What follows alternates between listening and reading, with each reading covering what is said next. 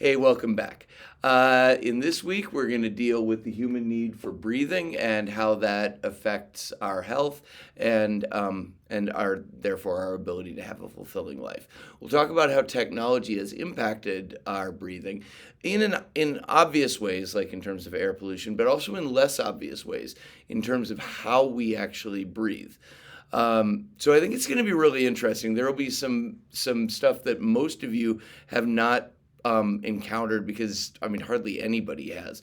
But it's also going to be stuff that you will be able to immediately apply to your life in a way that will hopefully for the better change your life like within days or weeks. I'm excited about this week. Although it's going to have some lousiness to it, 10% of the human population that dies each year, which is about 60 to 70 million people die a year worldwide. About 7 million of them die due to air pollution.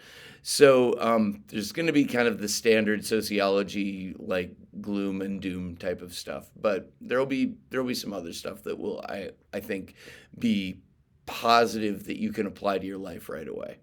Okay, we breathe in order to get oxygen to produce energy. But the issue that we've got, and the reason that this is going to be a problem, is that our lungs are super sensitive.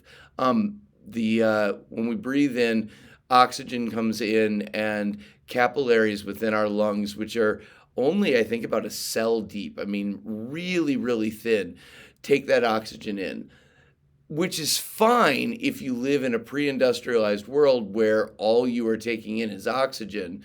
But we live in a world where we're taking in all kinds of stuff. So chemicals can really easily be ingested into our lungs, make their way into our bloodstream, and create all kinds of havoc. As of right now, sorry, I think this will be the better way for me to go. 99% of human beings breathe unclean air on a daily basis.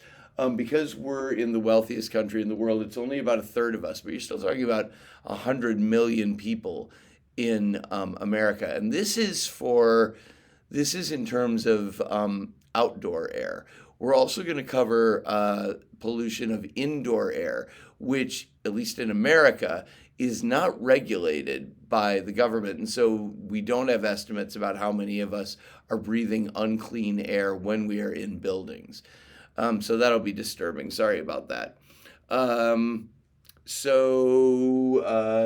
10% of deaths, so about 7 million people worldwide die directly attributable to air pollution each year. So where this is going to impact us in terms of our fulfilling lives is going to be in terms of our health. So that's it for the introduction, really. Where we're going to go from here is we're going to start with technologies that create these problems, so create the problems of air pollution. But where we will go from there, and I don't want to rush past that. It's going to be kind of horrible. Some of it, I mean, you will know the broad picture of it, but we'll go into some details that will be, I think, interesting, but, it's not going to be fun.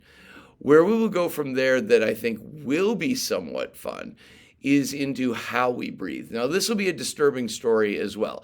So we'll start out with what we breathe, like what we're taking into our lungs. We will go from there to how we breathe and how technology has messed up just the mechanism of breathing for us by messing up our anatomy. It'll be very interesting. And that might be it. That's it for the introduction.